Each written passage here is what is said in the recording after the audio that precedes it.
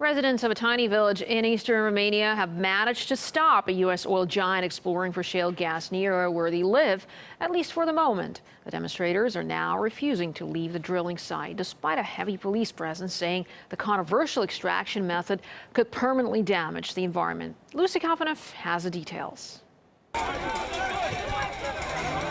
In a remote part of Romania, a day of rage and fury. Protesters stormed a work site operated by Chevron. Police responded with full force. Those who didn't leave willingly were dragged away. So you can see actually in what country we are living. The police forces are behaving like a private protection company for Chevron. But what the people here want to know is who will protect them from big business. This is one of the poorest corners of the European Union, but it's believed to sit on top of large reserves of valuable natural gas. It's the sort of place that's changed little over the centuries, and most of the residents still live off the land which could soon be pumped full of toxic fluid in order to get the fuel underneath. It's a simple, everyday action, drawing water out of the well. For the villagers here in Pânjești, this is really what's at the heart of the matter, the environment and the water. For them, it's not so much about fighting Chevron as it is about protecting both their lives and livelihoods. All my years I have been working on the land. It is the only life that I know.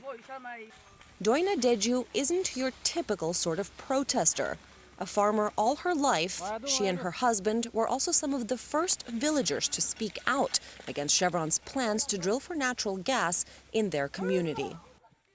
We've heard horror stories of water supplies being polluted, forests no longer being green. We don't want to risk everything for this company to make a profit. Chevron says it's committed to working with the local community to drill without damaging the environment. It insists that it is abiding by all safety rules, but that's not reassuring for farmers like Vasily. They could completely destroy us. We just want to protect what's important, our water and our land. And that's what they've done for more than a month now. Braving the cold, villagers set up makeshift tents across from the company's drilling site. Chevron did temporarily suspend its operations, but last week the camp was raided by the police. I was punched in the face. It was humiliating. We are Romanian, but the police treated us like criminals. I felt like we were sold out. We tied ourselves together to form a human chain. They were kicking us and beating us with their batons. I was kicked here.